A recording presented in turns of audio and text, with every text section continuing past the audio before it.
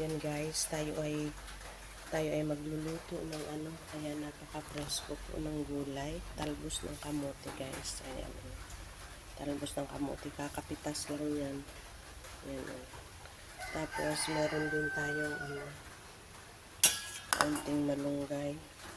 Ayan, at ito naman yung gagawin natin dito guys. Ayan, pinirito muna natin yung isda bago natin inilagay dito. Ang tawag nito sa Bisaya ay bulang lang. Kaya lang, ang sahog natin guys, dahil hindi tayo nakapunta sa bukid at hindi tayo nakapanguha ng gulay, talagang yan lang yung may sasahog natin, malunggay at saka kamote, talbos ng kamote. Pero masarap na rin yan guys, ganitong tag-ulan hindi natin yan hindi tayo makapunta sa bukid kaya ayan lang yung nahuli natin ngayong araw na to. Guys, tapusin lang natin yung ating ginagawa guys, kasi pagka ginamit natin yung kamay, magkakadagta yung kamay natin. Mahirap siyang matanggal matagal.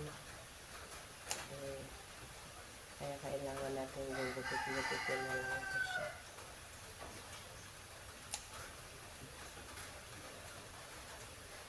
Ito yung babaonin natin ngayong umaga guys, para may baon tayo.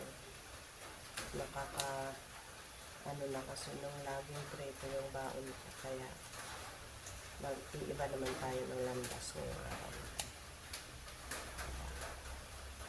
Fresh na fresh yan, pero hindi maganda yung kulay ng cellphone ko, kailangan yung gamitin kasi parang hindi siya talbos na kamote.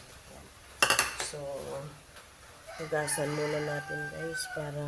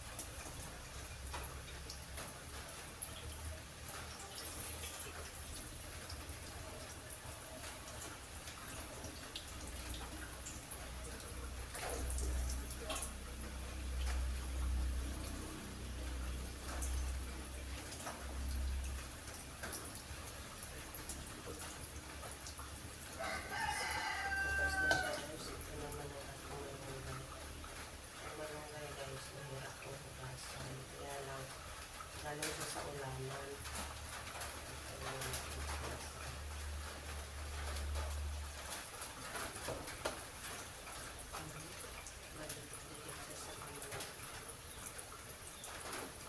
Iwasan lang kasi natin dito guys, mamaya sasalain natin siya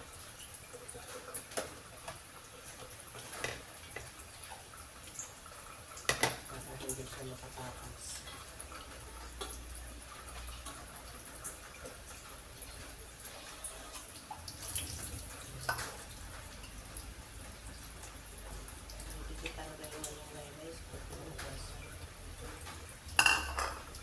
Pero kami nung sa bukid guys, hindi na namin hinuhugasan.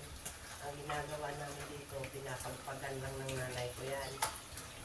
Pero ngayon dito guys, kasi syempre iba na yung ano natin dito yung alikabok. So, maraming mga insect na gumanapot. Kailangan natin hugasan talaga siya. Gamitin niya lang pang hugas kay ang merong ganito na butas-butas para hindi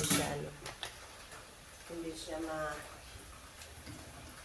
maubos, kasi pag hindi nakadrain ay magiging ano siya. So punta na tayo kung saan tayo pupunta guys. Ayan, kailangan na natin. Uunahin po natin yung malunggay dito guys. Pag naglagay tayo, uunahin natin yung malunggay. Ayan, uunahin natin siya kasi medyo ang malunggay mas matagal maluto kaysa sa kamote. Guys, may kasalanan ako.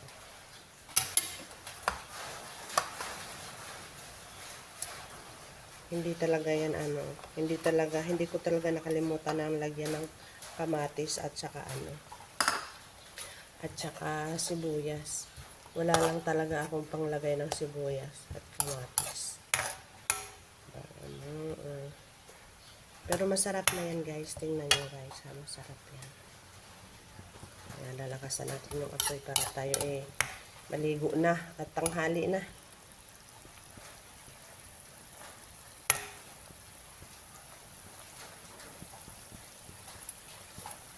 Masarap na guys. Tinikman ko. Ayan yun na yan. Binali ko yung sandok dyan guys. Kasi ako lang naman ang kakain yan.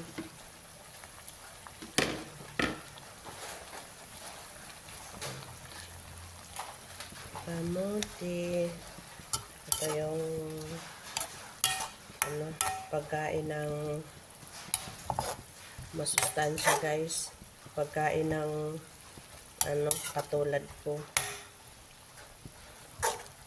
Walang pang lagay ng walang pang lagay ng sibuyas. Naubusan lang kami ng ganun guys. Kaya ganyan. O, diba? Tayo na lang natin kumulo yan guys. Tapos okay na yan.